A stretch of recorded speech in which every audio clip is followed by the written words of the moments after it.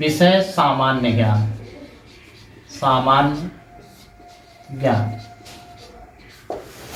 प्रश्न नंबर पहला है, लाख बक्स किसे कहा जाता है? लाख बक्स किसे कहा जाता है? किसे कहा जाता है? किसे कहा जाता है? तो प्रश्न है, लाख बक्स किसे कहा जाता है? तो उत्तर है कुतुबुद्दीन ऐबक को। कुतुबुद्दीन ऐबक को। अगर कोई आपसे पूछे कि लाख बक्स किसे कहा जाता है, तो उत्तर होगा कुतुबुद्दीन ऐबक। यदि आपसे कोई पूछे कि वह कौन सा राजा था जो घोड़ों से गिर गया और उसकी मृत्यु हो गई, पोलो खेलते हुए घोड़े से गिर गया और उसकी मृत्यु हो गई, तो उसका भी उत्तर होगा कुतुबुद्दीन ऐबक। यदि कोई आपसे पूछे कि कुतुब मीनार किसने बनवाया था, तो उसका भी उत्तर है कुतुबुद्दीन ऐबक। तो इस तरह से लाख बक्स किसे कहा जाता है? कुतुबुद्दीन ऐबक को। प्रश्न नंबर दूसरा है, गुलामों का गुलाम किसे कहा जाता है? गुलामों का गुलाम किसे कहा जाता है?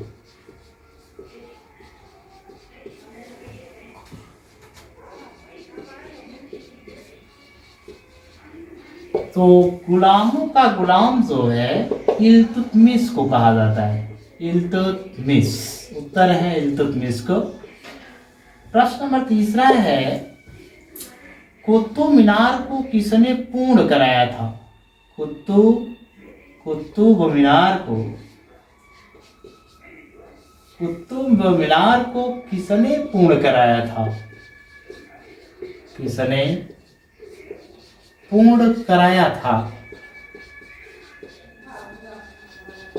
उत्तर होगा इल्तुतमिश ने। इल्तुतमिश ने। अगला प्रश्न है चौथा, भारत की प्रथम मुस्लिम महिला शासिका का क्या नाम है? भारत की प्रथम मुस्लिम महिला शासिका।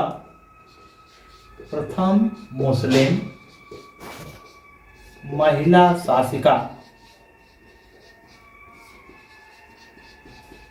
भारत की प्रथम मुस्लिम महिला शासिका का नाम, शासिका का नाम क्या है या क्या नाम है? तो भारत की प्रथम मुस्लिम महिला शासिका का नाम, उत्तर है रजिया सुल्ताना। रजिया सुल्ताना। प्रश्न नंबर पांचवा,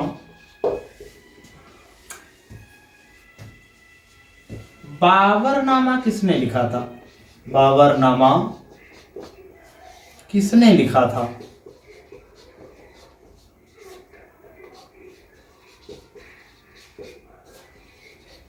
उत्तर होगा बाबर ने।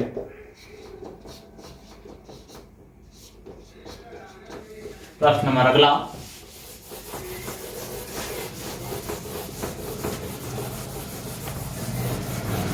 प्रश्न नंबर छठवां है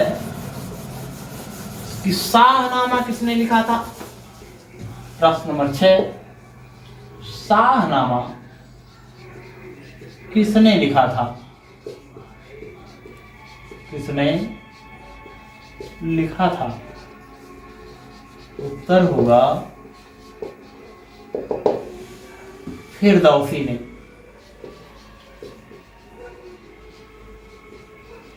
शाहनामा जो है फिरदौसी ने लिखा था।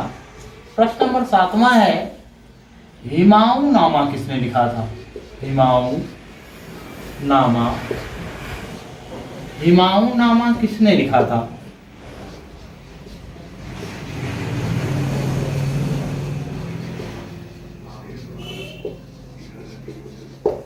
उत्तर होगा गुलबदन बेगम। गुलबदन बेगम। अगर आपसे कोई पूछे कि गुलबदन बेगम कौन थी, तो गुलबदन बेगम बाबर की पुत्री थी और हुमायूं की बहन थी। यदि आपसे कोई पूछे कि हुमायूं नामा में गुलबदन बेगम ने किसके बारे में लिखा था, तो हुमायूं नामा में गुलबदन बेगम ने आधा भाग बाबर के बारे में लिखा था और आधा भाग हुमायूं के बारे में लिखा था। प्रश्न नंबर 8वां है, आंवले में कौन सी विटामिन पाई जाती है? आंवले में कौन सी विटामिन पाई जाती है?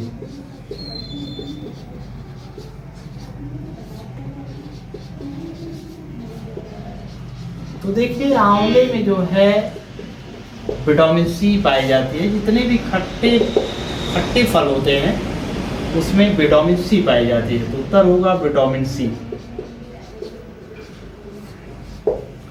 9वां प्रश्न है, जल में कौन सी विटामिन घुल जाती है? जल में कौन सी विटामिन घुल जाती है? यदि आपसे कोई पूछे कि जल में कौन सी विटामिन घुल जाती है, तो उत्तर होगा विटामिन बी और सी। तो मेरे प्यारे दोस्तों, विटामिन बी और सी जल में घुल जाती है। प्रश्न नंबर 10वां, यदि आपसे कोई पूछे कि कौन सी विटामिन वसा में घुल जाती है, वसा में घुल जाती है, उत्तर होगा विटामिन ए, डी, ई, के।